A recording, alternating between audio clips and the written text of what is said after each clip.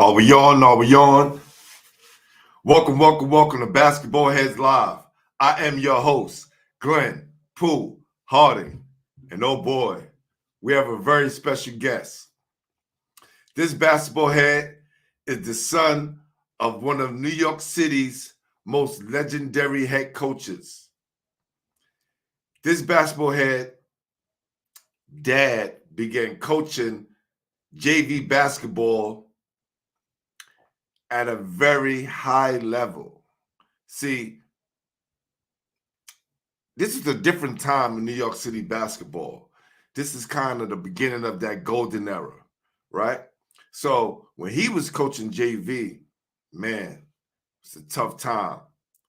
And I'm telling you, through his highly successful tenure that accumulated in 3 consecutive Catholic school city championships in 1976, 1977, and 1978. As a result of the success of Holy Cross during this time, this basketball head and his great friend, mentor, and coaching legend, Bill O'Meara,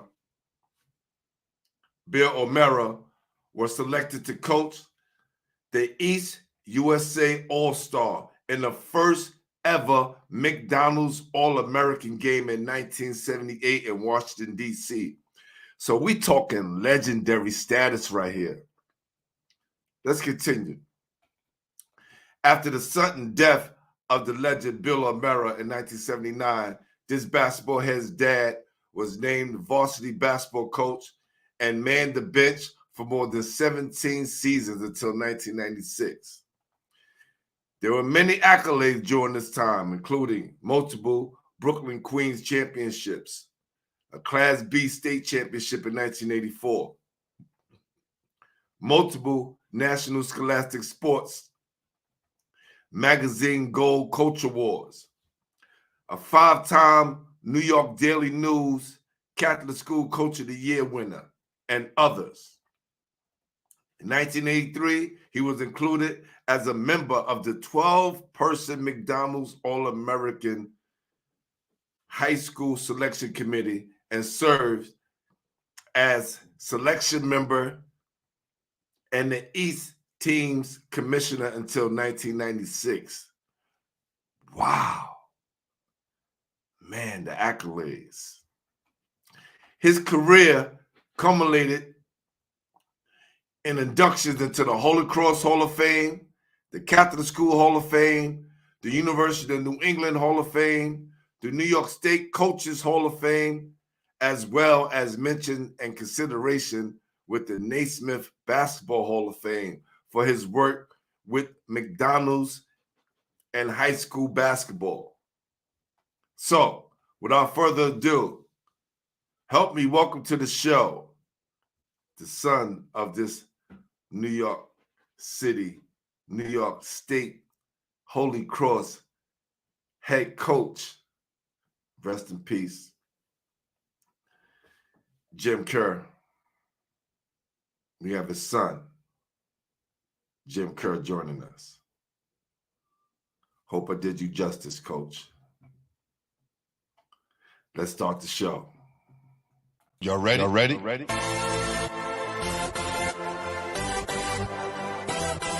Yes. You have just stepped out into the world of chaos. Where everybody goes hard. Come on. Go hard. Go hard. Go hard. Go hard. Go hard.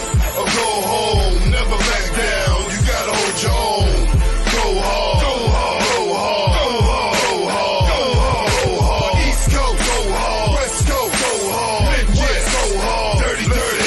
Hurry up, everybody. Get online, buy your tickets, cause the game about to start.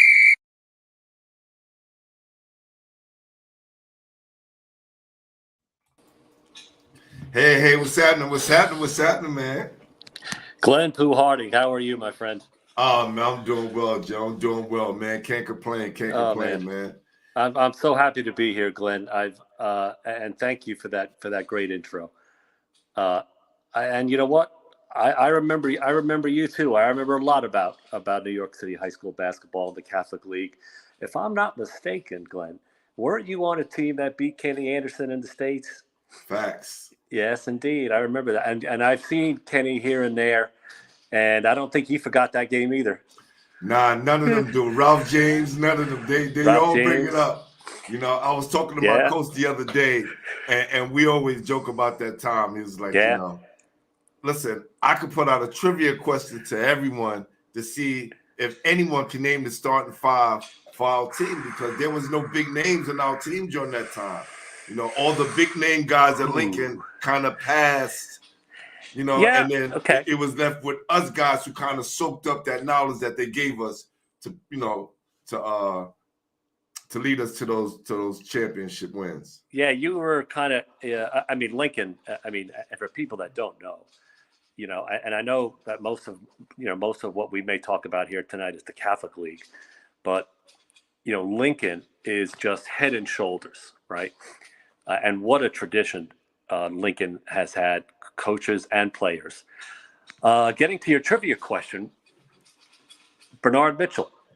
That's one. I got one. Okay, hey, that's pretty good. Bernard Mitchell. Listen, let me tell you something. He was a player. He is Yeah. one of the most. That has to be one of the most tragic stories. His life turned out well as a grown man, as a great family man. But we talking about basketball wise. Bernard could have played on any level. Yeah. Any level. And I always say this, man. He got gypped out of a great basketball career. But you know what? And it's a good point you make. There are so many Bernard Mitchells. And you know what? And I think we'll probably talk about this a little bit, but I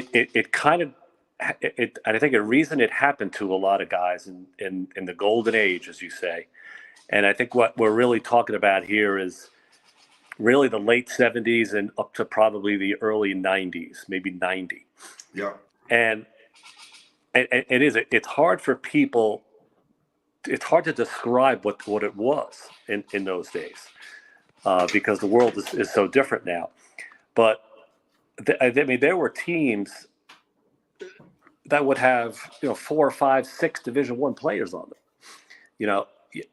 And you mentioned JV basketball in the beginning, and I'm glad that you did, because all through that period, and people look at people like you and me and they laugh when they hear this, but JV basketball was a big deal. Yes. It was on, they played right before the varsity. Varsity games usually were 7:30, right? Friday nights. Yeah. And there were crowds. We had crowds at JV games because JV was considered, it was like the Future Stars game in a way. That's right. That's right. That's right. Because to be a freshman, a sophomore, to be a sophomore on a varsity was, extremely rare. You had, it just didn't happen. And that's why JV, really was a big deal in those days. And in fact, it wasn't until later on, after I left New York, went to some other places, and people say JV basketball. Who cares, right? But that's a reason why it was so competitive, and you really had to have a lot of things fall your way. Bernard Mitchell is just one of many, many situations like that. If Bernard Mitchell was around today, he'd forget it. He'd be the best player in the city. That's right. By probably a long shot. Yeah. No. The usual first question for everybody on the show is, who introduced you to the game? But I think if people have been sticking around since the intro, they have. That's right? an easy one. That's the easy one right there, right? So go ahead and explain how did Dad introduce you to the game? And it's interesting. You had Brian Nash on a little while ago, mm-hmm. and him and I, we grew up in Floral Park, which is right on the border of Nassau and Queens, and we're both the sons of legendary coaches. Yeah. His father, Ray Nash, at Bishop Ford for decades, and then of course my father. And Brian tells a very similar story that I do. In 1977-78, Holy Cross and Monte Cristi were at the top, and so was Bishop Ford. And we could talk about those games. These were legendary games. Vern Fleming, Tony Red Bruin. I think he listens to your show, so hopefully he's hearing this. And Glenn McMillan, Derek Scott. Definitely got to come on the show. All these guys, I would like to honor these guys for sure. Yeah, and that's why I really love what you're doing so much. But Brian and I were, probably 9 years old, and we would go to these games, and we just couldn't believe our eyes. The packed houses, thousands of people, and every game was like this. But Bishop Ford went to the semifinals that year. Holy Cross, we did beat them. And then Monte Cristi beat Holy Cross by, I think it was 2 in overtime, and just electric. And that was really the first time, those two, Monte Cristi, Holy Cross, was 78, 79, both years in the finals, is when I think a lot of people will say is when the takeoff really started. Now, you had good crowds and everything, but that's kind of when the All-American run started.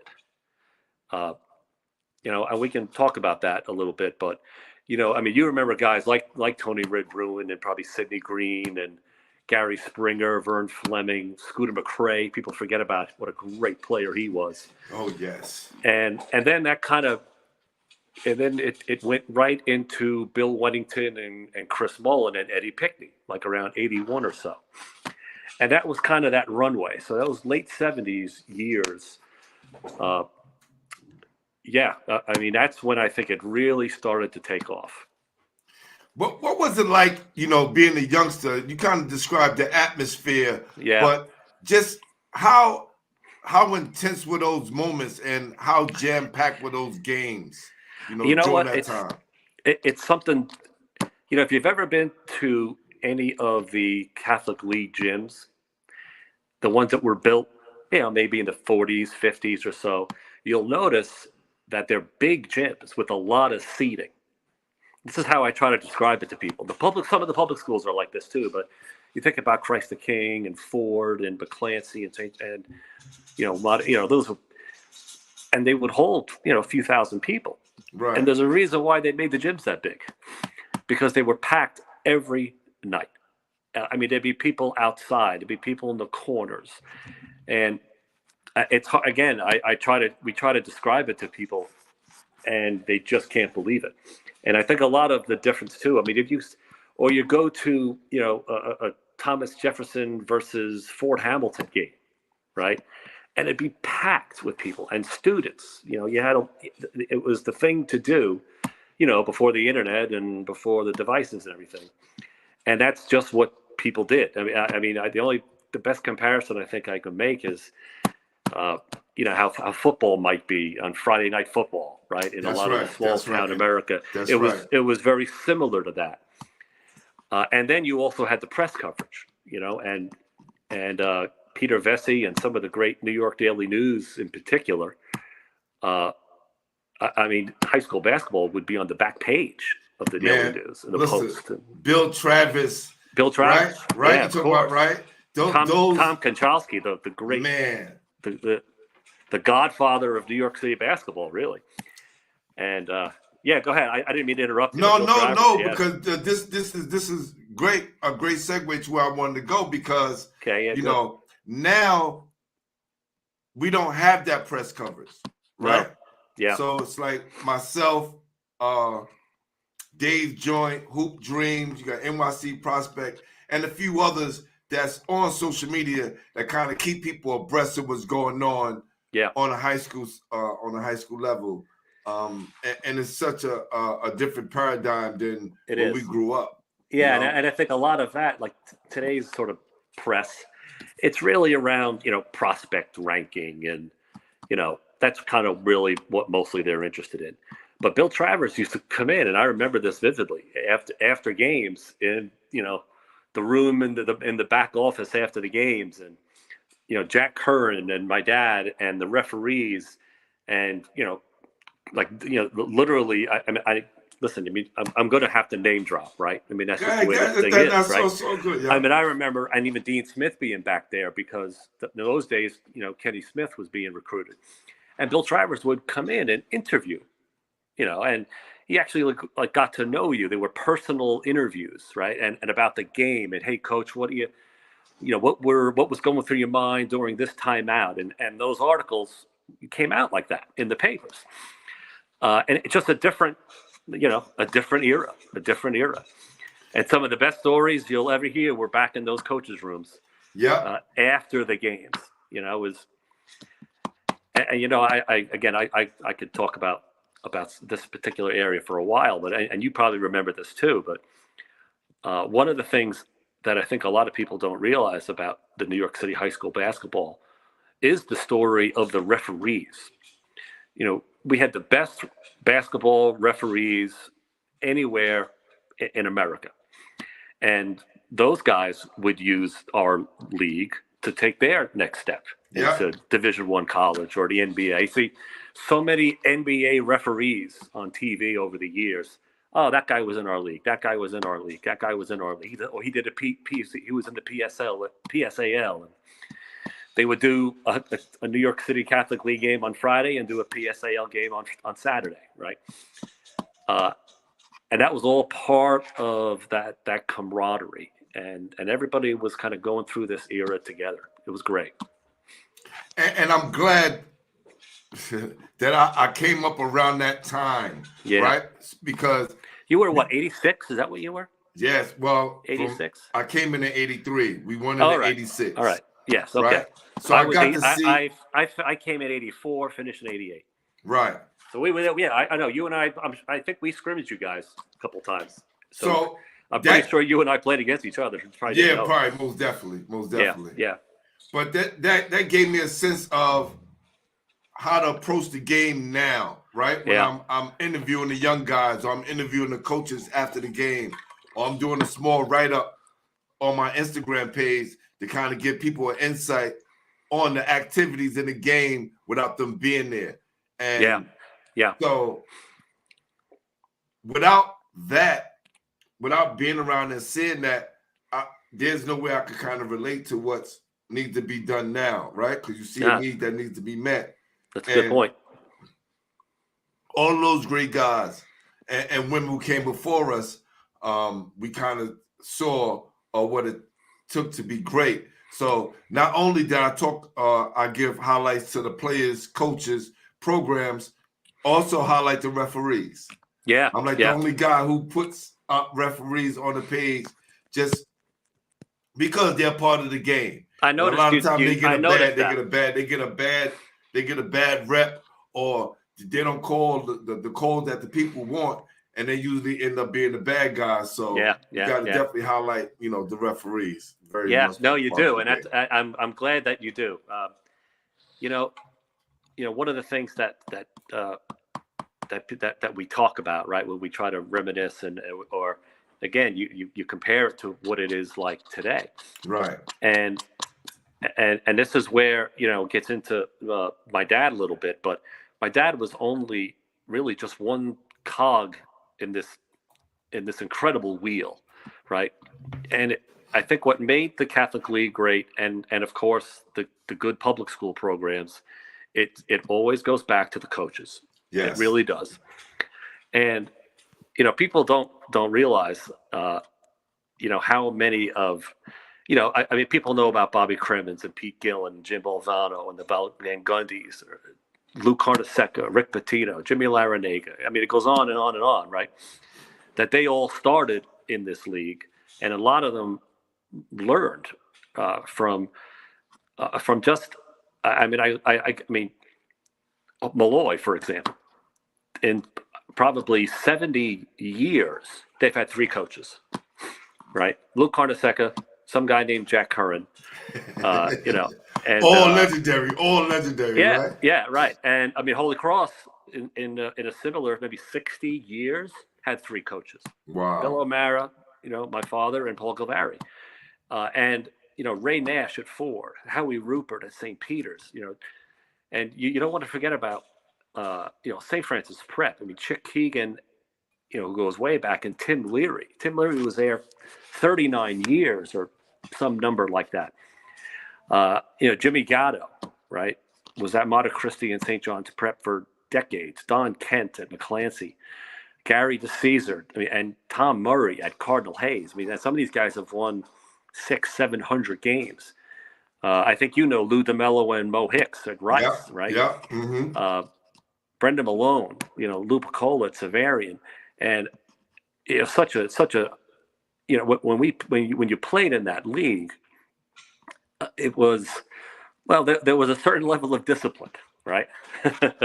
That I think a lot of folks they may hear some of the stories and they may back up a bit, but I think if there's one thing about my dad and what I remember, and a lot of these coaches were this way, they focused on fundamentals, I think, a lot more than what you see today. And I never really realized that until later on, right? And you talk about a lot about how the players in New York City got better because they played in the playgrounds, right? And that's where they got better. And I'm going to tell a story that I think you'll be able to relate to a lot. A lot of us as we got older, right? We coach our sons and our daughters, and whether it's AAU or travel or whatever it is that they call it, right? And I did the same thing. And I was coaching my son's team, and 6th grade, 7th grade, 8th grade, middle school stuff. And one day, one of the parents came up to me and said, I wish you could work on his ball handling and work on shooting and his instincts. And what I said to him first thing was, well, that's what the playgrounds are for, right? That's where you get. I'm only here in this little season to teach them how to do a 1-3-1 trap and a matchup zone, so we can win. Be prepared for games. But that's what the playgrounds are for. And then I think later on I thought to myself, and I said, well, wait a minute, these kids don't play in the playgrounds anymore. So how do they get better? In the organized hour-and-a-half practice or 2 hours that we can give them that they have to pay money for? I mean, that's a big difference. No, it is, because everyone who comes on, or most of the people that come on the show, their process of getting better was playing with the older guys, right? Yeah, that's First, right. You have to make sure there's a process. You had to be good enough to get on the court. Yeah. Then there's the next step of making sure you stay on the court, because you probably wouldn't, if you lose, the next is so many people that have next, you will be out unless you're good enough for one of those guys to pick you. So there was levels that you had to get through, and understanding the game, learning how to win. We learned that from the older guys, learning how to win, learning how each possession is important. And just your skills and your instincts and ball handling and passing. You just learn. It's like anything else in life. You learn, the more you do it, the better you get at it. Yeah. You don't need to have somebody teach you how to do a crossover. You have to do the crossover yourself in the playground hundreds of times, right? And that's a concept that is, it's maybe not what it used to be. No, we call that cone basketball. Okay, I haven't heard that term. Yeah, okay. we call it cone basketball. Yeah, they're getting it from the trainers, and they're going through their process, but they're not. And then the game, they're kind of trying these things instead of doing it through the pickup. Yeah. No, and I think that's a lot of the stories that you've heard, and this I think segues pretty well here, because I know we wanted to talk about the golden age a little bit. No, we're gonna get into that. Definitely, we're gonna get into that. Yeah, because you and I were just lucky enough to be right in the middle of that. Yes. Yes. And when I tried to describe some of that, of what that was like, it's very hard for people to believe it. Man, yeah. When you think about schools like that's not around no more, like Monte Cristi, right? Yeah. Well, they became St. John's Prep, but it wasn't ever the same. Yeah. It wasn't the same afterwards. Yeah. Or or Power, Power Memorial. Think about that. Talentine's not around anymore. Talentine. Yeah. I mean, I got to give you I mean, in 1988, and this is considered to me the peak. That's the top of the mountain. Christ the King had 3 All-Americans on the same team. Yes. That's never happened. Right. Even to have 2 had never happened up to that point. Malloy had 2 All-Americans on the same team. Right. Tollentine had 3 All-Americans on the same team. Right. There were 2 others in our league. We had 11 All-Americans just in our league. I mean, and no other city or era could have even come close to something like that. And the one thing that, and there were others that weren't All-Americans. That, Right. Right.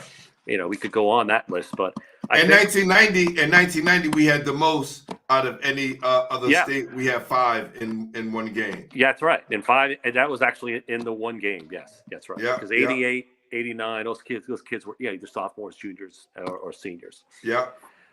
And I think what you find, you know, if you've talked to those guys, I don't want to say that was the last of it, but those guys lived on the playgrounds. They just lived there. And you know, any of those guys will tell you, you know, if it wasn't for that, I never would have been the player that I was. And it helps you with your IQ. Yeah. It helps you with your IQ, which what I hear from a lot of coaches, and I see in the NBA, that's the one thing that's lacking as far as other things, but that's the main thing as far as the IQ level. Right? Yeah. Maybe more skill, maybe more athletic, but the IQ level, the IQ level is, you know, just not the same. And I think from a lot of, because my dad had gotten friendly with a lot of, you know, well-known coaches in college basketball, and they always would ask, you know, why does New York have all these players, you know? And really, most of the answer wasn't so much the playgrounds. Well, it was a big part. But there was always 2 parts to the answer: the coaches and the playgrounds. And you know, you talk about, you know, that IQ, right? You know, that's, you know, I know you may disagree with me on this. I don't know, you know, but the Catholic League in those days was far ahead of the public schools. Now, you know, the public school, I think, they were top heavy. There were some really good teams at the top, but then it's kind of thinned out. Whereas the Catholic League in those days were just getting all the players, and and this was one of the things about my dad, right? That really valued the quality of those coaches, and then I think the other thing that makes it really different than today is that you talk about parents, right? Well, there's a lot of great stories, you know, there, but you know, parents in those days would, and I'm sort of same thing with your coach, would trust that coach to take care of my son or daughter, but in this case, son, right? You know, it was, you know, please help me turn my boy into a man, right? And so you didn't have parents, you know, kind of getting over involved like you do today. There was none of that. I tell you some good. My father tells me some good stories, and it wasn't just from him. This would be, you know, Jack Curran, it'd be Tim Leary, it'd be all of them. You know, my son, you know, I think he should be playing more. How come, you know, he's on the bench? Well, because he stinks. That's why. You remember, because there used to be a B league, right? A varsity A and varsity B, right? Yeah. And well, how come, you know, my son's on the B team? How come he's, you know, why is he on the B team? Well, because we don't have a C team. You know. No, you told them how it was. You told them how it was. Yes, That's right. A lot of these parents, they threaten the coaches with removing their kid if they're not, you know, doing what the coaches ask of them, instead of trusting the coaches and, you know, providing that safe space and that place for the kid to grow up. Right. You know, and to go back as far as the Catholic school, you know, there's always a debate which one is better. Right. But I think when you have so many public schools, right? You have so many public schools. and the condensed population of Catholic schools, you could bring in that talent pool, right? There's a certain talent pool that you can kind of extract from the city. In those days, and especially in those days, it was a little different, right? Yes. Yeah. And just and the coaching, right? Let's talk about the coaching. Yeah. In public school, you have to be a teacher to coach. Catholic school, you don't have to. You didn't have to. That's right. Although many of them were, but you didn't have to. That wasn't right. That wasn't that that barrier that they didn't have there. Yeah.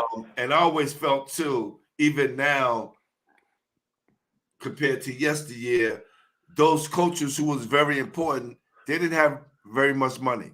They didn't have sneaker contracts. Nope. They didn't have a whole bunch of T-shirts, hoodies, and bags to give you, sneakers to give you.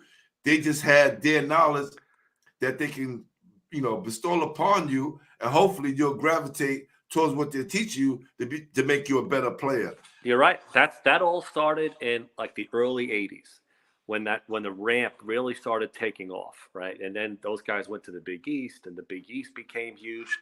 But yes, in high school, right? All of our and my team included, yes, we had grassroots sneaker guys, going around and giving us, hooking us up, right? And Christ the King, I remember in particular, they had these really nice bags, right? Right. Always. You remember the Christ the King? Everybody knows the Christ the King bags, right? And kids would see those bags. I want one of those bags. I'm going to go to Christ the King, right? Yeah. No, that was part of it. And there's no doubt that you bring up a very good point.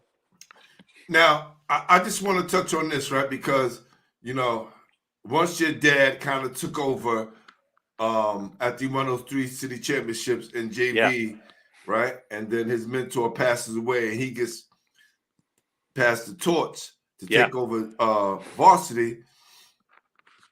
He gets blessed with some really good players. One of those guys being Derek Chivas. Oh, yeah. Right? They kind of laid the foundation for all of those other things. Yeah, no, right. And as a matter of fact, I remember the day Dad and I went going down, looking for players. And I don't remember the junior high. I just don't remember it, but we saw Derek there. And he was a game changer, right? So he came into the school 1982. So my first year as Dad did was 1980. Okay. He had a couple of good teams, but he's Derek's one of the best, and he's in the league there in those years, with Mark Jackson, with who also had the Wheeler brothers, and of course Kenny Smith, and it was crazy then, right? The league was absolutely terrific. And and I think what really changed my dad's life in many ways was Derek was recruited by everybody, right? And so we got to know a lot of coaches. He was Duke, North Carolina, right? And one of the really, really good stories, and there's so many. John Calipari was a graduate assistant at Kansas at the time. Wow. And 22 years old, right out of college. And by that time, Derek had made it known that Missouri was going to be one of his final 5 choices. But Larry Brown was the coach at Kansas at the time, and he said to Coach Calipari, "Listen, I'm going to send you over there because we can't just not recruit him, and you'll learn a few things. You're going to send you to New York City, never been to the big city, right?" And my dad tells it, that he walked into his office and he was this little kid, right? And he just kind of hit it off with my dad, just talking, and and so my dad said, "You know what, come with me." And this was a very well-known, became something that any coach who's ever recruited a kid in New York City knows about this. My father, like a lot of coaches, right, he had to have other jobs, right, to get by, right? And one of those was he used to deliver Chinese food at a Chinese restaurant right across the street from St. John's on Union Turnpike. And he did that after school, or after practice, I should say. And he would take coaches on his delivery trips. Wow. Through, Jamaica and, and all those neighborhoods around. Some of them, better neighborhoods than others, right? And, he took Calipari on this trip, zipping up and down in between the streets and hustling, and then took him out to Bell Boulevard afterwards, spent, a long evening together, and the rest is history.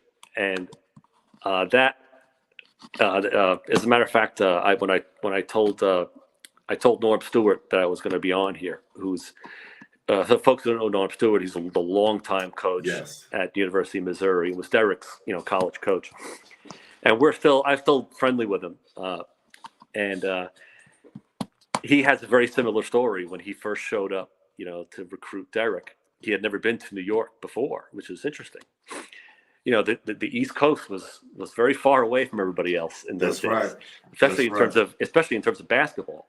And New York City was such a different place back then. It was very different back then. Depending where you went, yes. That's right. It was not the same that people think. That's right. That's right. So Norm had rented a Cadillac, right, from JFK Airport, drove it up to Flushing, and my dad gave him the same treatment. And it's 5 o'clock in the morning in some bar in Bell Boulevard, and Norm goes to my dad and says, "Hey, Coach, I got to catch a flight at 8 o'clock." And well, okay, see you later. And Norm had to figure out how to get to the airport. He said he just barely made it. He says, I had a staff meeting at 9:30 that I had to get to. Flew in right on time, and the assistant coaches at Missouri said, "So, do you think we have a chance with this kid, Chivas?" And he said, "Yeah, I think we're going to be okay." Wow. And there's so many of them like that. There's so many, from up. And what ended up happening was the coaches, just, and it wasn't just my dad, right? They loved coming to New York. They loved it. They loved going to the games, the Friday night games, in particular. And so we had a lot of that in those days. There'd be every big college coach you can think of, sitting in the stands every Friday night. Now that helped, that helped a lot. And I think that's another advantage that you guys had over the PSAL. Yeah. The games were at night. This way parents could get to the games. Yeah. Right. Whereas ours was right after school. So it was a hard time for our parents to leave work and kind of catch the games depending where they were. Right? Yeah. Oh yeah. Yeah. Our Tuesday games would be Brooklyn's and Queens. So those were crossovers. Yeah. And those were in the afternoon. And those were tough because they were always long drives. But you played within your borough on Friday nights. And, people could reasonably get to them. Their games were at 7:30. So that was the place to be. The JV game, started at usually 6 or 5:30. And then the varsity was right after it. With the talent pool being so tough back then, you guys were in the B division.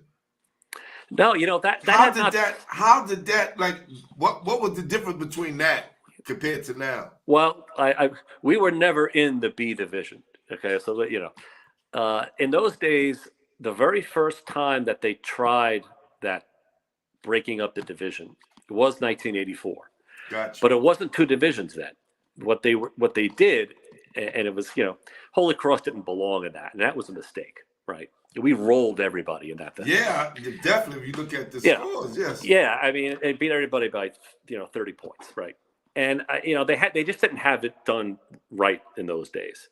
So the way they had done it was, if you came in like the top 4 or the bottom 4, right, then you got put into these different brackets, and it wasn't really. It wasn't until a few years later. Because a lot of schools resisted that. They didn't want to have 2 divisions. Right. So like St. Francis Prep, Holy Cross, or they wanted to play in the best division all the time.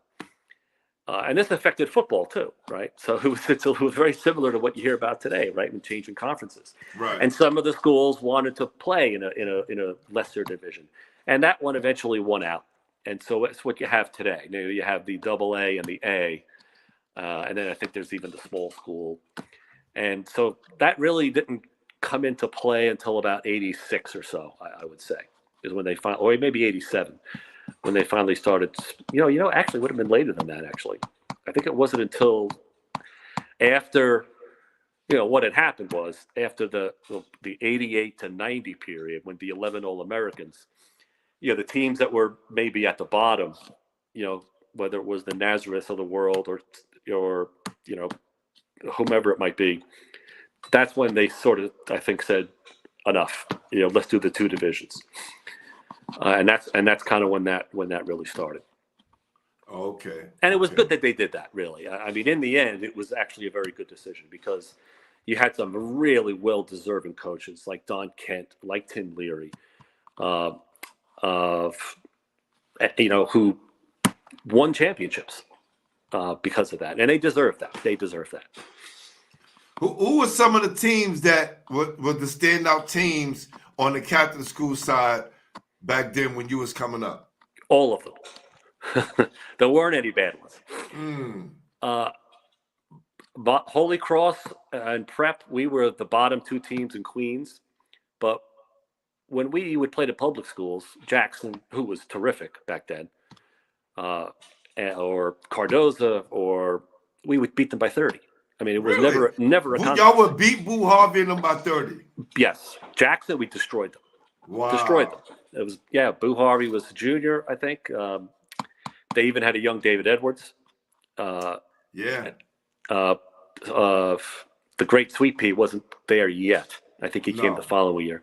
Yes. And we could do a whole hour talking about Lloyd Daniels. And listen, back then, for some reason, they kept the Catholic school and the public school away from each other. They did. They wouldn't let us play. We wanted to listen. We wanted all the smoke, right? Yeah. Because it wasn't. I really remember fair us playing us. Right. We scrimmaged Bishop Loughlin. I think we lost by 1. And I watched James Majors and Carl Silk Owens go at it. James Something Majors, crazy. Mark Jackson, that's his team. Yeah. Right. But for some reason, and we just didn't play each other. Yeah. So when we finally met up in the States, right? And listen. Hey, the public schools did very well in the States against the Catholic Malloy. Yeah. On paper had the better team. Yep. They look better than us. Their uniforms is better. Their sweatsuits is better. Their sneakers is better. Everything that about them was so much better. And I think that's what gave us that edge. Yeah. Right? That's what gave us that edge. That's a good point. That's a good point. To go against a high-powered team like that. That's a good point. Many times Christ the King would lose up there, or Talatine, they would lose up there. And the public schools did very, very well. Again, at the top level, the public schools would do really well. Well, listen, let's say this too, right? Yeah. They didn't start doing the state championship until 1979, right? Right.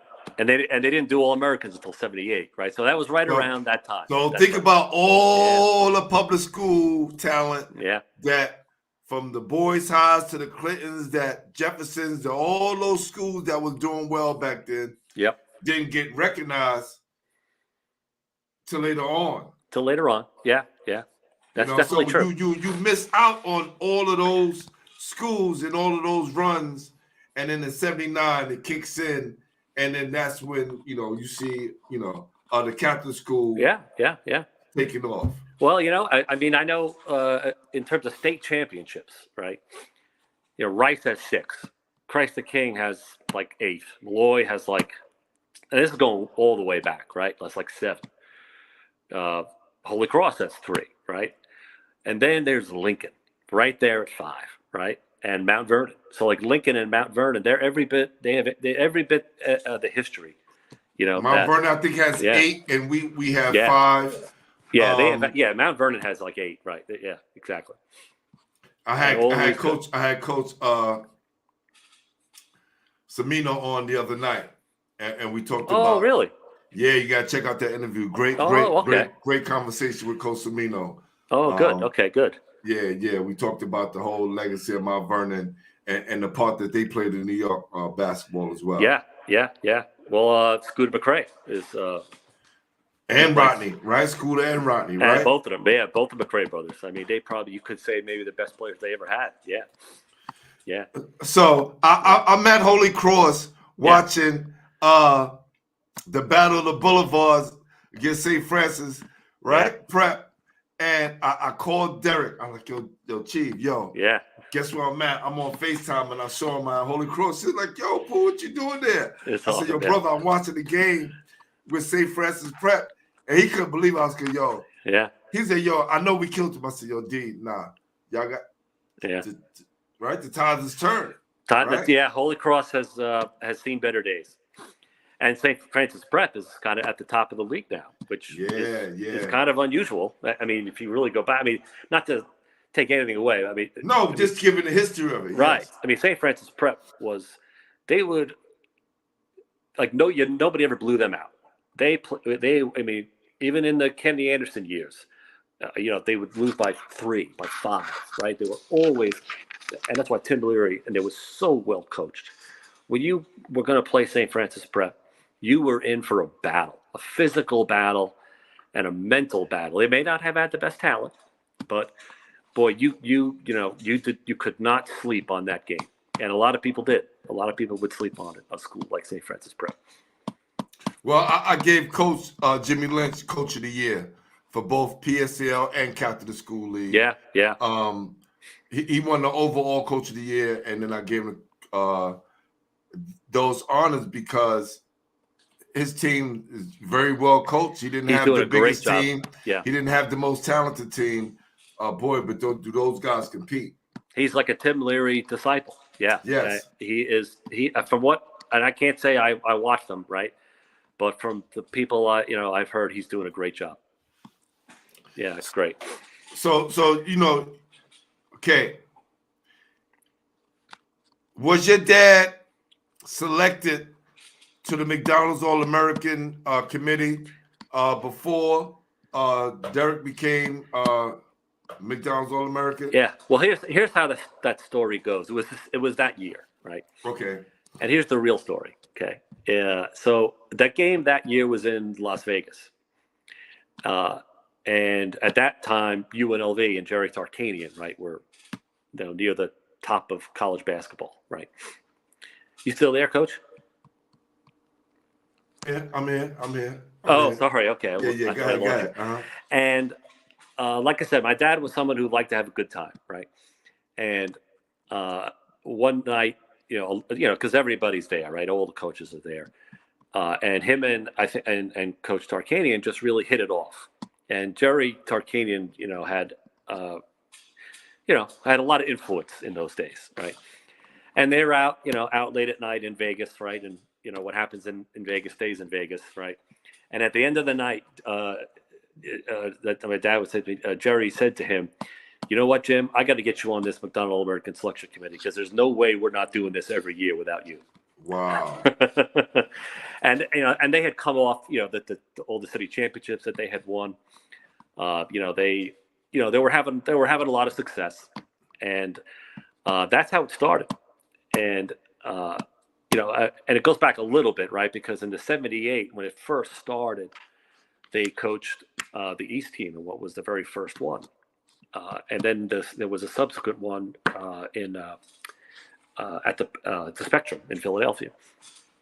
And so they needed somebody to, because they, at the time, New York City, the players were really starting to, it was starting to happen.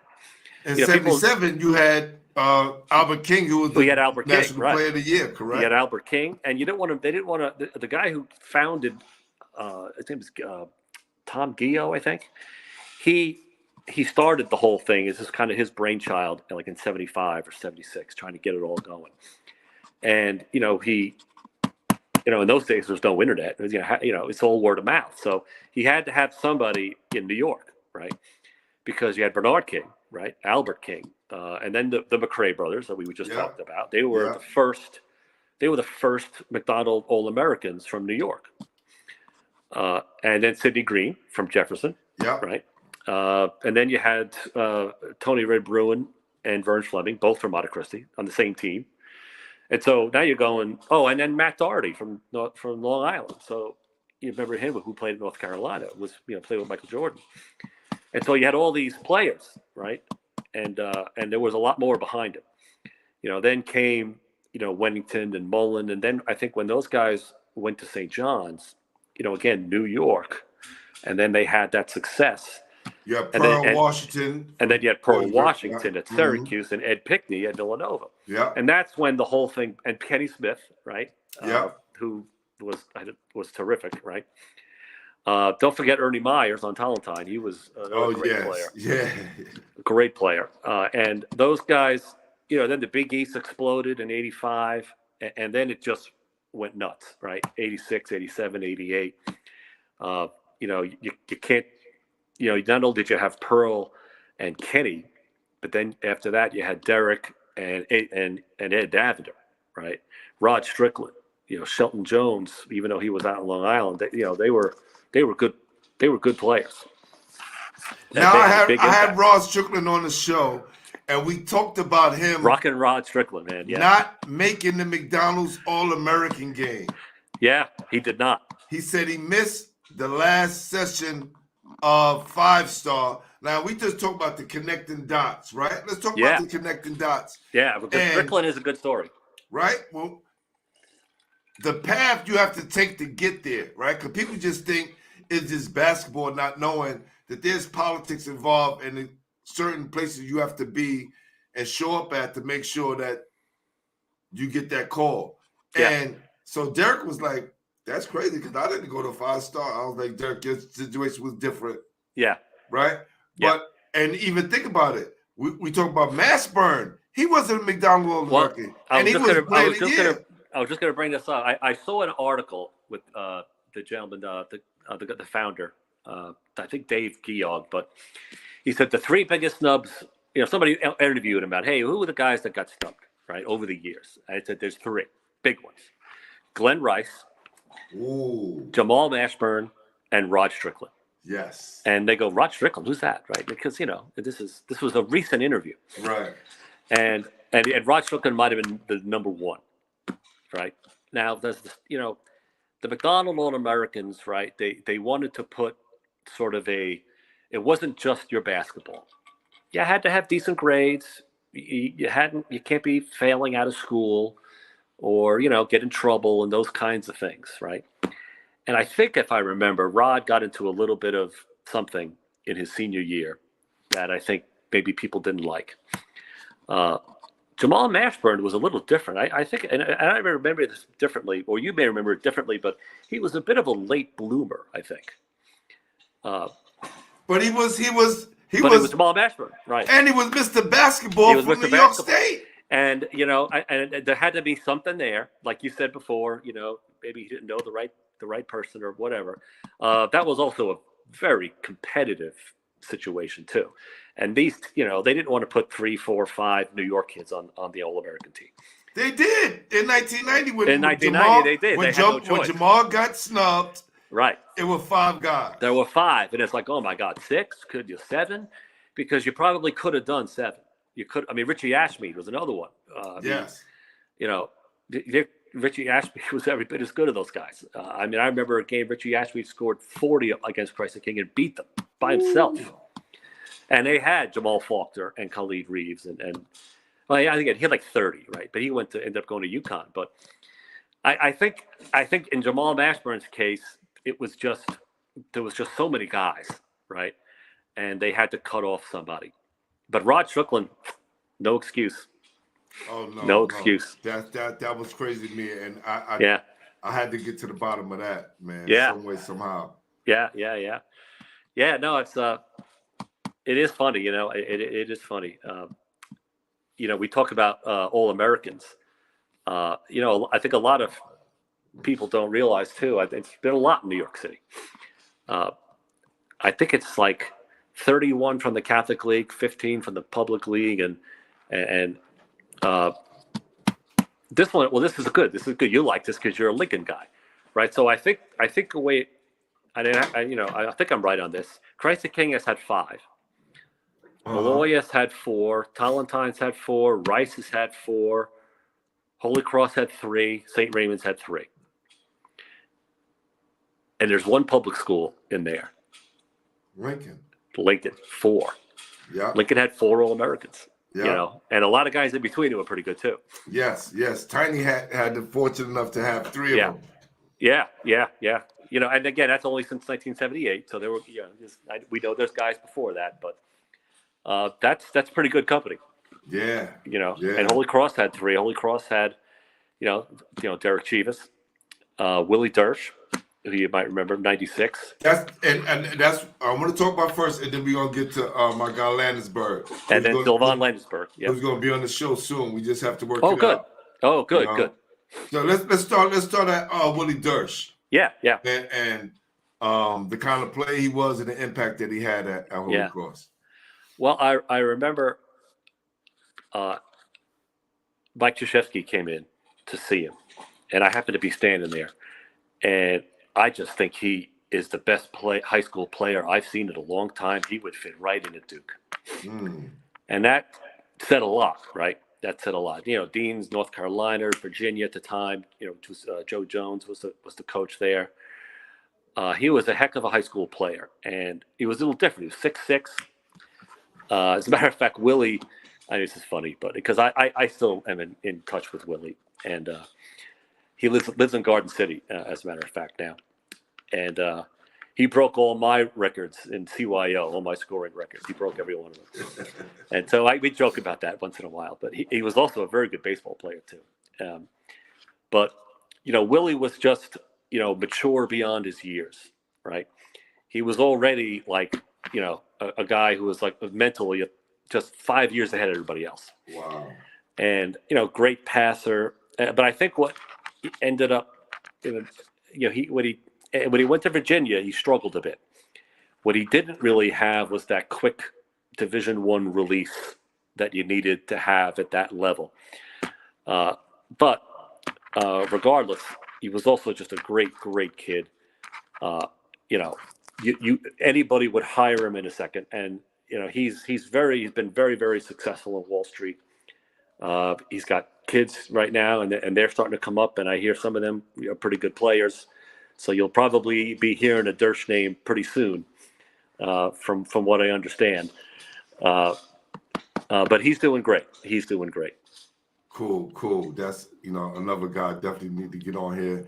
And Matt Doherty, I'm in contact with him as well. Good. Just waiting for him to get that date straight.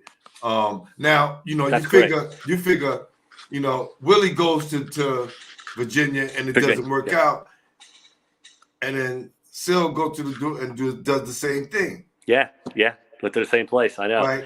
And there were different times. Anthony Solomon, I think, was there as an assistant in both situations, I believe. Wow. He's with Mike Bray, right? And so he went over to Notre Dame, and he head coached at St. Bonaventure's for a bit. Great guy. But boy, Sylvan was wow. I mean, he just made everybody better. At a time when things started to get kind of lean over at Holy Cross. Well, I mean, they were competitive, but tremendous run, beating Rice, beating Christ the King, in those city playoffs that year. Lost to a public school team in the state, though. If I remember correctly, I think it was Mount Vernon. Maybe you remember. Maybe you know what? I have to look. I don't remember. But there's another example of a Catholic team losing to a public school team up right north. Now. Did you? I remember people kind of trying to figure out where did Savon come from. They were like, "Who is this guy scoring all this point at Holy Cross?" Yeah, I remember the talk of people saying that during that time. And boy, he was really head above everybody else in that department. Yeah. I didn't get to watch him as much. Okay. I was older then, right? Because Sylvan was 2008. Yes. His senior year. Yeah. You probably saw him more than I did. I certainly saw him a few times, and of course watched him in the playoffs during that run. Excuse me. 2008, they lost to Abraham Lincoln. That's it. Okay, there you go. Wow, that's funny. I knew. I was like, okay, I think that's. What? I was thinking of that. I was like, I think they may have lost to Lincoln that year. Yeah, yes. Yeah. Boy, I'm drawing a blank, but who's your coach? Who's your coach again? Bobby Harstein. Yeah, Bobby Harstein, of course. Yes. Yeah, Yes. yeah, Yes. yeah. Tell us about him. Well, I think around that time, I think Tiny was the coach. All right, okay. But Coach Harstein, man, he definitely a throwback, right? Yeah. Definitely a throwback from that era. He was big on fundamentals and defense. Defense first, right? Yeah. And he allowed you to play your game. Okay. Right? That's one thing I could say to Coach.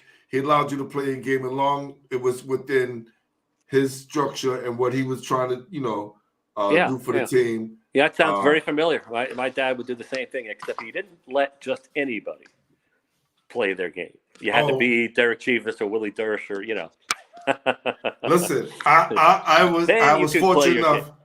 Fortunate enough to make varsity as a freshman. And wow! Yeah, by the time I was a sophomore, I was in the starting lineup, and then the junior year because we got smacked by we lost the one to Ed Davender and Boys High by 1 point. Yeah, Ed Davender. And then the next year we got blown out by Boys High, boys and girls by 20 points with Eric Brown and Nestor Payne, those guys. Yeah. Okay. Ed Davender is an All-American too. And I just think we realized, with all these teams having all these star players, and we work together as a unit, we can beat the star players. Yeah. Right? And not compete with them one-on-one. Not compete with them one-on-one, but play within a team structure, and you'll be successful. And I think that's what Coach helped us do. You know what? And and him and my dad were very, very similar.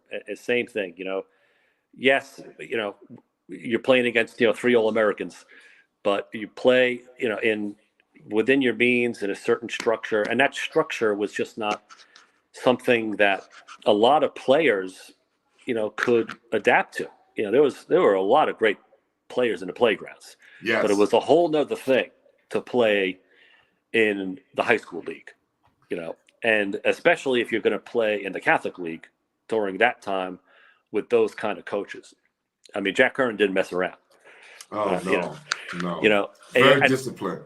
And Tim Leary and Coach Quigley and I could name every one of those guys. It was you're going to play like this, or you're going to be sitting over there. Definitely. Now, let's talk about your dad's legacy and how he helped shape the landscape of New York City basketball and the country as a whole during his time as a McDonald's All-American coach and being selected to the committee. What do you think far as his legacy and his impact was? Yeah, he did a lot of innovating that I think a lot of people don't know about. One of them, and this is interesting, it is Coach Bill O'Mara, who's, again, one of the legendary great coaches at any level in the 60s, and him came up with this concept called a basketball camp. In the 60s, there was no, the idea was we're going to go out for a week, going to take these kids up to the Pocono Mountains and these cabins with no electricity, and we're going to do nothing but basketball for a week. And we're going to bring our buddies in.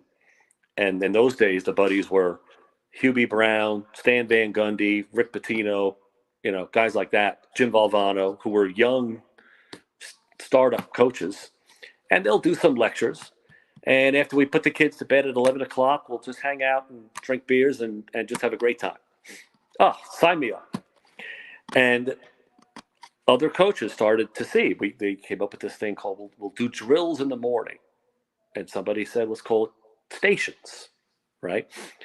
And they would play games. And it was just basketball from morning until, lights out at 11 o'clock. And that was a concept that had not been done before.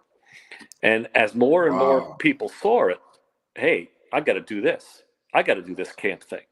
Jim Valvano, I got to do this. I got to do this, And then Five Star, had started not long after that, right? And it was just this concept that now all of a sudden became, this multi-million-dollar industry. But AAU has taken the place of camps, Yeah, right? The kids go away and they're not learning fundamentals. They're just playing basketball. It's just a highly paid pickup game, similar to what the NBA is doing right now. Now, you know what? He's talking about the AAU and the AAUs. Well, first of all, I to go back to the camps a little bit, because I went to 5-star, and I'm sure you went to some of those. Yeah. Eastern Invitational was the big one then. I went to that all the time. And BC camp, camp, BC camp, ABCD, right? Yeah, And those places, the reason why kids wanted to go there was because of the coaches that were there. Because you can learn from the best coaches, Division I, Division II, Division III coaches. And that was a big part of it. And one of my friends who is not from New York, but he used to go to 5-star. He was from Ohio, right? And, they would show up on Sunday. And you know how you show up at the first day of camp and everybody's kind of arriving. And, you start playing some pickup games. And my friend would say, you know what, it's, I think I'll do pretty well here this week. Competition's not that great. And then the school buses would start rolling in from New York City. And all the New York City players was pouring out. I mean, black, white, whatever, right? And then all of a sudden he said, this is a very different camp now. Yes. And that went on, for quite a while. But then, the AAUs, they we talked about Derek Chivas, right? He was on, I think, one of the very first Riverside Church teams. Yep. So you're talking like the early 80s, right? In the Gauchos, when they, at least when it started to get big. I know the Gauchos had started, a little bit before that, but it was the New York City All-Star teams, and Riverside Church and Gauchos just got the best players. And then that was at the same time as you were talking about. You got the sneakers and you got the bags, right? And then everybody wanted to do it. But it really all of this changed really when the NCAA changed the rules, the recruiting rules. And because the AAU had gotten so big and, just rolling balls out and playing games, right? Well, they eventually built these big AAU events, right? Tournaments, week-long things. And it was much easier for a college coach to just go to one place and see all these players rather than, I'm not going to go to, a high school game every Friday night, right? Or pay my assistants to travel and when I can just go to this AAU event. And then the coaches stopped coming to the high school games eventually, probably in the, probably late 90s or so, mid 90s, something like that. And then the coverage went down, right? The kids, the students weren't coming anymore, for maybe different reasons. And that's, it's funny, the very thing that, that my dad and Mr. O'Mara had kind of started eventually sort of became the demise in a way, because of what it led to, all those years later. Because they started that, really in the late 60s. It was called the O'Mara Kerr basketball camp. Wow. Wasn't affiliated with the schools, so they just did it on their own. And that's how that started. I think that's a great segue because there's a lot of things that was brought to me for me to be a part of for New York City basketball that we're working on right now.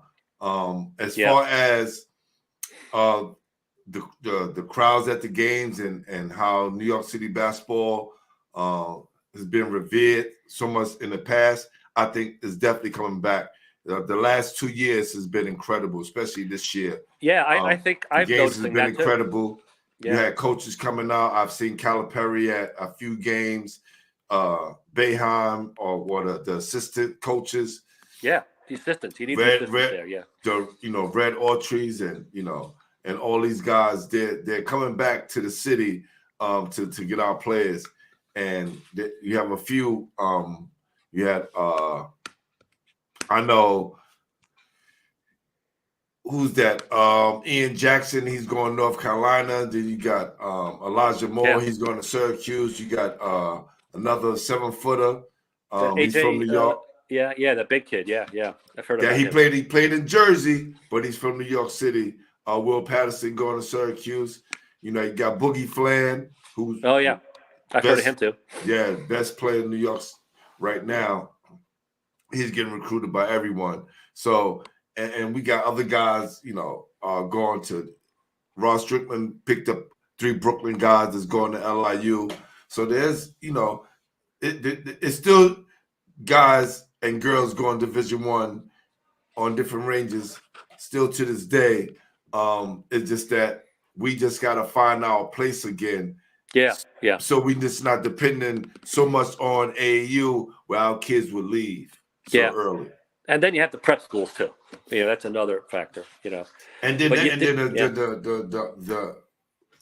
the transfer portal, another roadblock. Well, yeah, we could do a whole hour on that. Yeah. You know, you talk about a dry spell, right? In the 2010s. Yes. The whole 10 years. Yes. I think New York City had 2 All-Americans. Yeah. 2. I think Isaiah Whitehead, right? Yeah. From Lincoln. Yeah. And Moses Brown, the Malloy kid, right? That's it. We had Cole Anthony as well. Well, see, I don't count him. You know why? Well, right. Because he left his senior year. That's right. And there's a few guys like that. I mean, he's great. Right. Lamar Odom's another one like that, right? Got you. No, I understand what you're saying now. Yes, it makes sense. Right. And then, you know, it's hard to count, you know, the Oak Hill academies of the world, right? Got you. Who just bring players in. You know, Lincoln, neighborhood kids. Holy Cross, neighborhood kids, right? Got you. Real high schools, like traditional, not, you know, Findlay preps and, you know, those kind of places. Montevere, right. Montevere, or that's a whole nother level, the academies. Yes. IMG, where our good friend Brian Nash, you know, runs down Long there. Island Lutheran, right. That's another one. They only had 3 kids from Long Island on their team. Yeah, you know what? That's right. You know what? They've been like that for decades. Yes. But they've had great players. You know. Yeah. I mean, go back to Bill Wennington. It goes all the way back. But it's different now. It's different. Yeah. Definitely. But you know, and you know what? I think I know what, you know, we're talking about my dad here too, but I don't want to. I want to also mention, because a lot of people don't know this. You know, he had just an incredible career on and off the court with the relationships that he made, relationships that still follow me even after, you know, he passed last year. But he had a second act after Holy Cross, and he coached as an assistant varsity coach at Sacred Heart Academy in Hempstead. Yeah. It's a girls' school. Some people may not know. And just in a couple of years, you know, he helped them, and they won a state championship. And they never won one before and haven't won one since. And, you know, he always spoke so highly. And I know because you cover girls' basketball. And I'm glad that you do, because he absolutely loved coaching the girls. Absolutely loved it. He would always tell me, you know, if I need to show them, you know, pass and go away and down screen, I could show them once and they get it. Facts. That's so true. The boys, 14 times. Yeah. And maybe they'll get it. Yeah. And you know what? And the girls' game, you know, they're, as they say, you know, they're half the size at half the speed. But the game now, the girls' game, it just reminds me so much of, you know, years ago. They're a joy to watch. They're so fundamentally sound. They've run their offenses. They set actual real screens instead of, you know, phantom screens. Pass, go away, ball fakes, box out. It's just real basketball. And the girls' game has now elevated to that point. And it's nice to see that they're getting a little more a little more ratings on TV, as they say. And I was hoping if you could go into, what's the New York City girls basketball scene like? I mean, in our day, it was Man, Christ the King, let me right? tell you, It was only a couple of programs, right? there's still just a couple of programs but when we talk about far as girls, there was a time where the girls were going to better schools than the boys for a long period of time in between that whole drop period that we had. That probably the 2010s, right? And they're still going to great schools and doing very well. The girls' game has been awesome. Antoine Merichon, who played at Bishop Loughlin, he runs the Rose Classic, which is a national girls tournament here based in New York City. Oh, okay. It's actually the best tournament for girls in the whole country. Great. And a lot of girls from all over the country come here and play. He also had the high school all-star game for the girls as well. And I think we need to do that on the boys' side as well. So similar to what, that whole wheelchair classic Golden Hoops era that we had. Oh, I was just going to bring that up, right? Right. It was just going through my mind. I remember the wheelchair classic, and yes. Yeah. We got to see all the best players in one gym, right? Yeah. And we don't have that. The only way we could do that, we go out of town on an AAU circuit. I think if we establish something here in New York City, it could bring back that level of excitement back. So there's no wheelchair classic equivalent. Nothing. Well, like the Golden Hoops used to be. Yeah. Nothing. Oh, the wheelchair classic, that was a big deal. If you got picked to play in that was a big deal. That was like being an All-American. Hey, listen. And this is some of the things that we've been talking about. We'll definitely talk about off air. Your dad was known to so many who live by two guiding principles, right? Yeah, they all know that those two guiding principles: treat each other the way you want to be treated and make people laugh, right? Yeah. Why were these traits so important to your dad? Yeah, I mean, he right from the beginning, one of the first things he taught me when I was little was you treat everybody the same. Right. And he used to say, I don't care if he's the president or if he's the janitor. Everybody is the same. And that always certainly stuck with me because I saw him do it every day. Every single day. He treated everybody exactly the same and treated everybody with respect.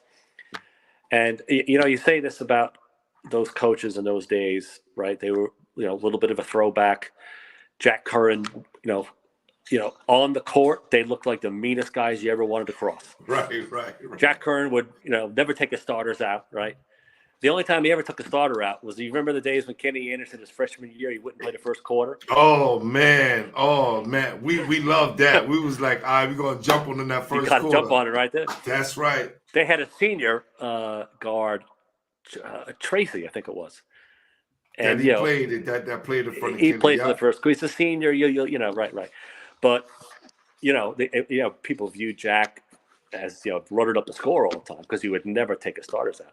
But anyway, and between the lines, right? I mean, working referees and everything else, but off the court, my dad, he was as gentle as could be, and Jack Curran and those guys were the same way. They were the nicest people you ever want to meet. But I think my dad always had a way of raising people up. Mm-hmm. He always, he didn't care if you were an All-American or if you were just some kid in his gym class. I mean, I hear so many stories of people who have come up to me and said, your dad saved my life. Your dad kept me out of jail. Your dad helped me with my divorce. And that's what the great coaches are. They're mentors, they're loyal, they're friends for life. And not just in the good times, but in the tough times. And I can't tell you how, dozens of these kinds of stories from people, especially, in this last year in particular, that, because I know just about all of his players. at some point, right? Right. But people that, I was in his third period, history class, or I was my gym teacher, and I would hear, stories like that. And the other thing, was making people laugh. He was a very funny guy. He was a tremendous storyteller. And I think that's why, all these relationships that he has, and again, I don't mean to, name drop, but, Nah, it's just you this know, is why like we Bobby, here. one of them sticks out as Bobby Crimmins. In fact, they Uh-huh. just texted me a little while ago because he wanted to know about this. And Is he from yeah, New York? Is Bobby yeah, Grimmett from? He's oh from yeah, New York, correct? yeah. He's in Brooklyn. The high school. Darn it, I can't remember what high school. I would have to look that up. But absolutely, I mean, that's how he had that sort of edge with Kenny Anderson and Stephon Marbury. Yeah, Yeah. he was up. Bobby used to come to my little league games. He used to. He was up in New York all the time, and he was one of Derek's finalists also. Yeah. So he recruited Derek Chivas heavily. Any good player in New York in those days, in the '80s especially, Bobby Crimmins was everywhere. Yes. Yeah. Definitely one of my favorite coaches. Definitely. Oh, and a better and a better guy. Him and he's retired. He lived down in South Carolina, and my dad was down there. They would get together, have lunch, play golf, whatever, over the more recent years. And I actually have one of my daughters is now a freshman at Georgia Tech. Nice. Of all things. So Nice. I'm kind of now in that family now. Another school that closed down, my guy CKH said All Hallows. Yeah, All Hallows. They won the state championship in '85. Yeah, John Carey. Yeah. Carey, some guy named Olden Polynice. Right. That was the guy that was. Well, was Olden there? Because I think that was Charles and Big Darrell. That was Big 85? Yes. I think he was already right. He was already in Virginia. He was already down. Olden was already at Virginia. Okay, yeah, all right. Yeah. It might have been a couple of years before that. But John Carey I'm pretty sure, was their coach. Definitely. And another absolutely terrific guy and great coach. And we used to play them because they were in the Bronx League. And boy, that was a tough battle. That was that's one of the hardest places to play.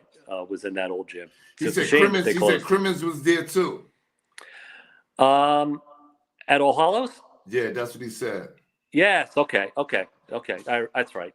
But I think Crimmins actually attended a public school in Brooklyn. Gotcha. Like as a student. Gotcha. That's what I'm trying to think of. But gotcha. I can't think of it off the top of my head. All right. Yeah. So, just want to whatever. Give me a memorable moment that you saw in New York City. This could be a game or a play that happened that kind of sticks out in your head. It's funny because I mentioned it a little bit earlier, but the 1978 City Championship game, Holy Cross and Monte Cristi, and it was at St. John's, and Monte Cristi was, national, in the days when they first started doing national rankings, right? They, I think they only had one loss. And I think it was to us during the season. And he might get mad at me for saying this, but Dave Valley was on that team.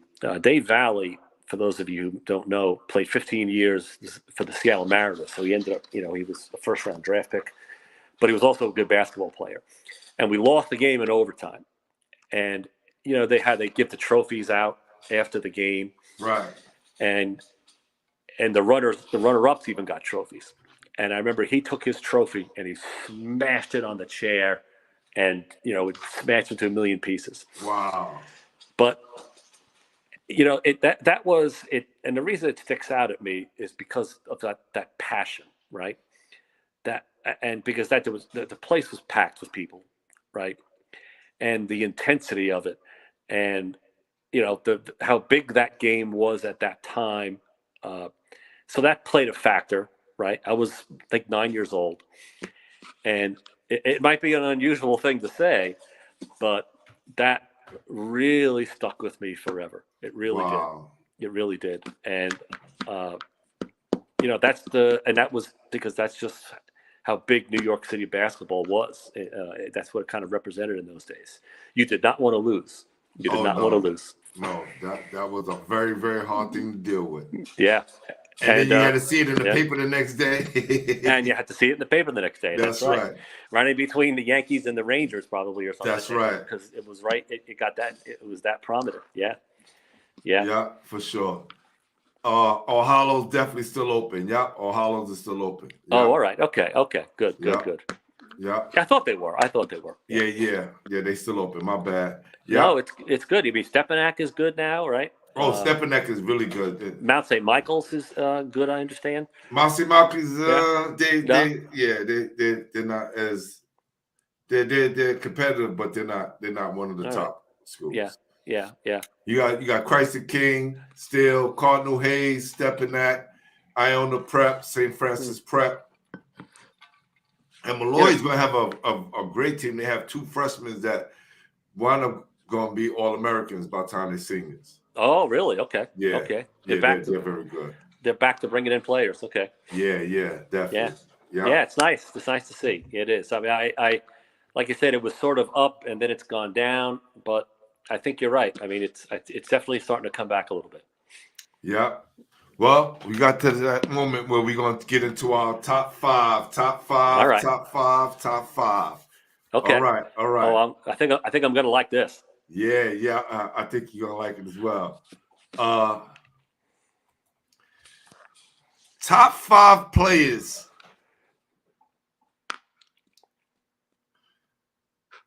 that played against Holy Cross.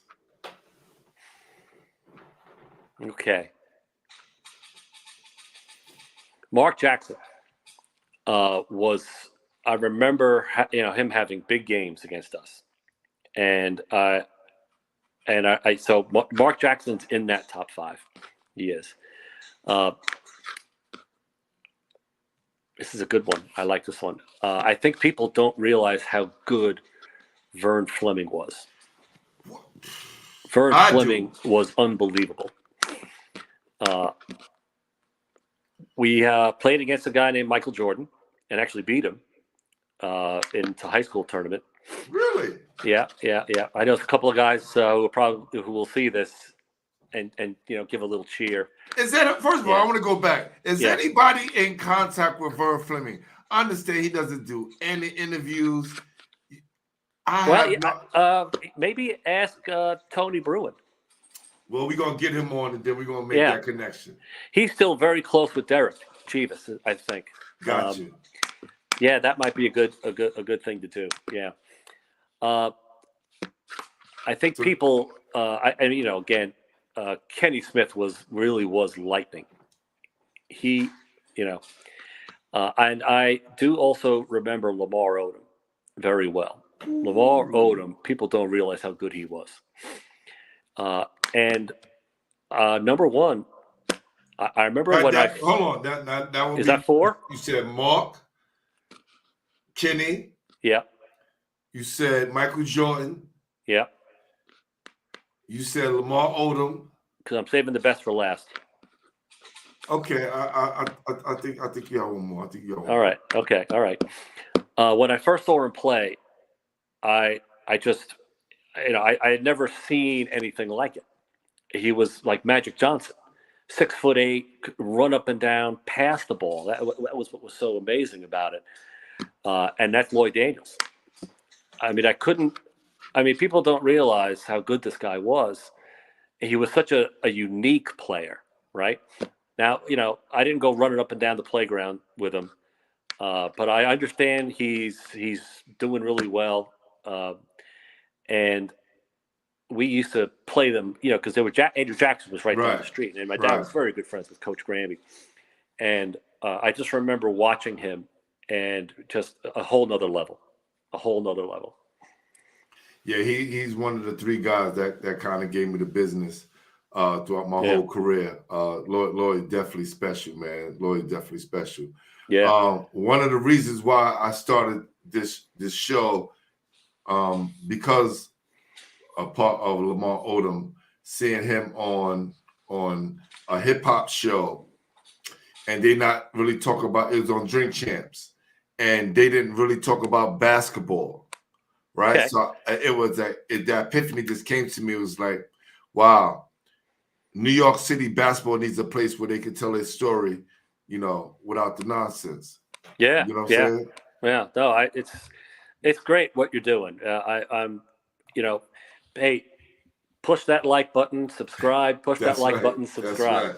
That's right. And yeah, I mean, you've had some great people on. There's a lot of great people out there.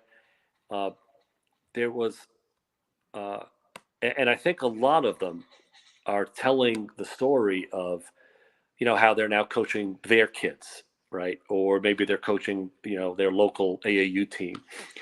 And I think what I hear is a lot of the things that they learned from their high school coach. All these great coaches that you and I have been talking about. And maybe I'm wrong, but no, because I think they're passing it down the right way. That's what Lloyd Dane was doing in New Jersey. Oh, okay. He coaches the little kids, like my guy E. There you Weaver, go. one of the top referees in New York. Lloyd is doing that. He's giving back to the kids, and he's producing some very good players out there as well. It's good. That's great. That's great to hear. And I think a lot of guys are doing that. Sure, there's guys that are well known and they went to the NBA, or they're like Kenny Smith. He's on TV and all that other stuff. But it's all those players that maybe didn't have all that recognition, and there's just so many of them, and hopefully they're doing that. Yeah, you got Sean Smoke, who's at Mark, who's at South Shore. You have Selden Smith, not Selden Smith, Selden Jefferson, and Lawrence Pollard at Jefferson, right? Oh, okay. Those, they all came up around the same time. We all came up around the same time. They're a little bit younger. But then you got Ruth Lovelace. She was a female who started at Boys and Girls. Now she's the varsity coach. Oh, right? yeah, sure. Okay. So there's still a lot of coaches around that came up in New York City that's definitely giving back. That's great. Yeah. That's great. Yeah. And you're doing it as well as anybody out there. Thank you. Hey, Glenn, thank you so much. No, we're not finished. Yet. Oh, good. You got two more. You got two more. Go ahead. I could do this all night. Top 5 players.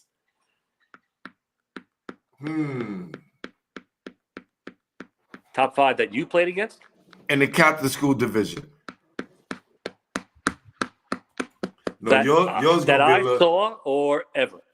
Ever. And whether you saw him, Yeah. of course you had to see him. Well, yeah, because otherwise, you can't say, I can't have a list like that without Lou Alcindor. Right. You just can't, right? And then you can't have that with number 2 right behind him is Kenny Anderson.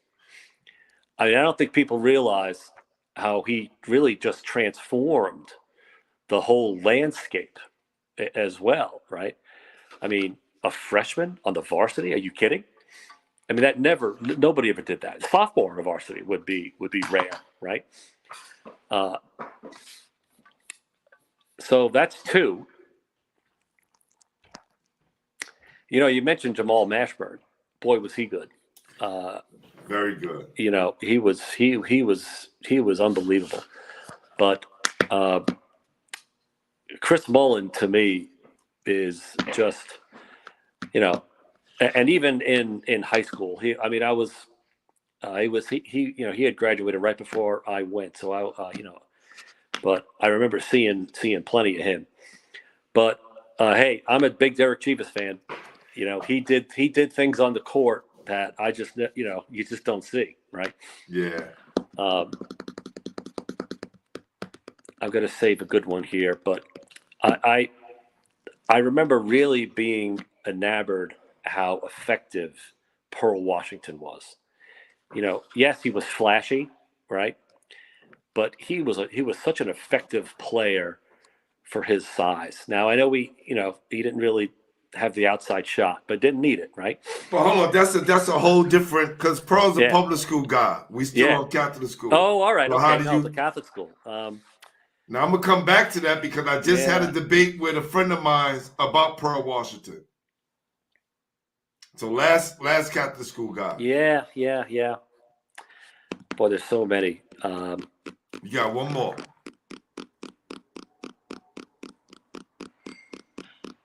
Well,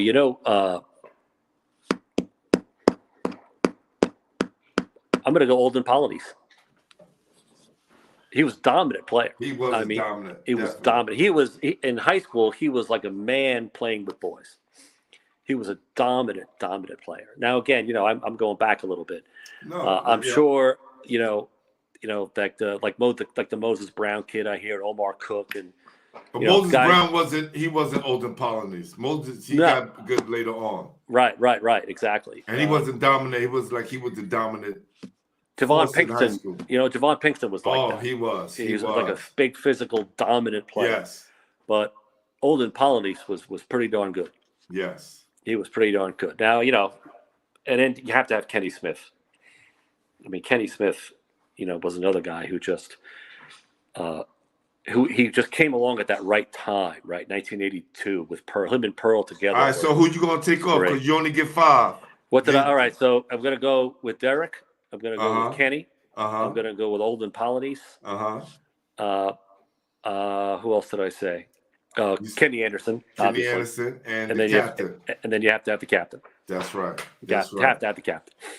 So now I had this conversation with a friend of mine, and we were talking about Pearl, and I was trying to explain to him because he just heard, right, and he just know that Pearl didn't have a great pro career, and I kind of explained to him, right, that after Pearl was like the point guard explosion, right? It was just like Kenny and Pearl, Yes, but because they all came together, and Davender and Hutchinson and like it was all like at the same time, right? But if you ask Kenny Anderson who was he watching more of, he would tell you Pearl, not Kenny. Yeah. Like Kenny Smith was special, right? He was. I think what he different was kind of player though. Yeah. Different kind of player.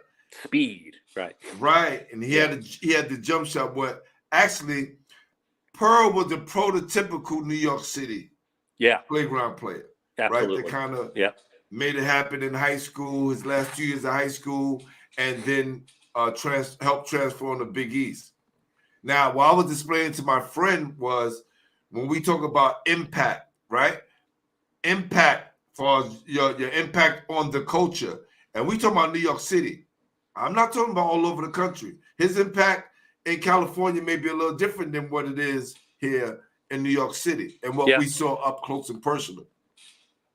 So what we were saying is, me personally, I don't take a person and say, you know what, you're not as good because you didn't have such a great pro career. If you know anything about basketball, especially in the pro game, it's the circumstance, who your coach is. Yeah. There's so many things that's just more than your game. Absolutely, positively. You're 100% right. So, and hearing you talk about Pearl and the way you did and the way you was talking about him, that's why I wanted to touch on that because, you being the Catholic school guy, knowing the impact that he had. You make a good point. He may have had the biggest impact, besides Lou Alcindor, of any New York City high school basketball player. Because of the time, right? Yes. Pearl was a big deal. Yes. Pearl was a big deal. And you're right, he was that quintessential New York player. The guys right before him, whether it was Vern Fleming or Albert King and, Chris Mullen, they were great basketball players. But Pearl was a New York City basketball player. And there was a gap. The first one. And there was a gap between, Tiny Archibald and Pearl, right? There's a big gap there. There's a big gap. There's a big gap. And then once he comes on the scene. Bob Cousy, even go back, right? Yeah. Right. Yeah, there's a big gap until you get that Vern Fleming and Pearl, Mark Jackson, Kenny Smith, But Pearl was a whole nother level. He was just something different. He was something different. He was something different. All right. Top 5 players in New York City history. Well, if you're going to go all of them, it has to be, you can't make any list without Lou Alcindor and Kenny Anderson on it. You just can't, right? Even though I can't get everyone, all the people that I had on the show, no one had the same top 5. Well, I because of what we just said, I got to put Pearl on there. You really do have to have Pearl. Well, who was awfully really good, and we haven't talked about too much, is Malik Sealy. Because he did 3 years, 3 tremendous years at Tollentine, and in an era where you didn't play varsity as a sophomore. Because he was in my class too. And he stayed home and went to St. John's. And he went to St. John's. So he was awfully good.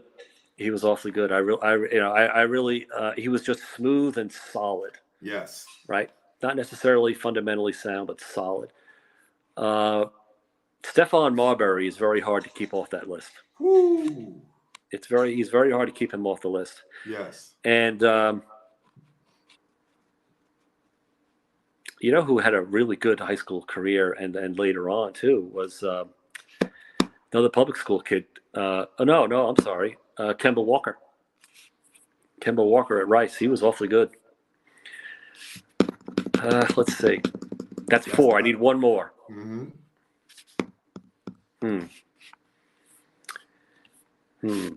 Hold on, you said Kemba Walker, Stephon Marbury, Pearl Washington, Kenny Anderson, and the captain. That's 5. That's 5. Okay. That's good. 5. So you escape. I'm good. Yeah. Anybody else have that list?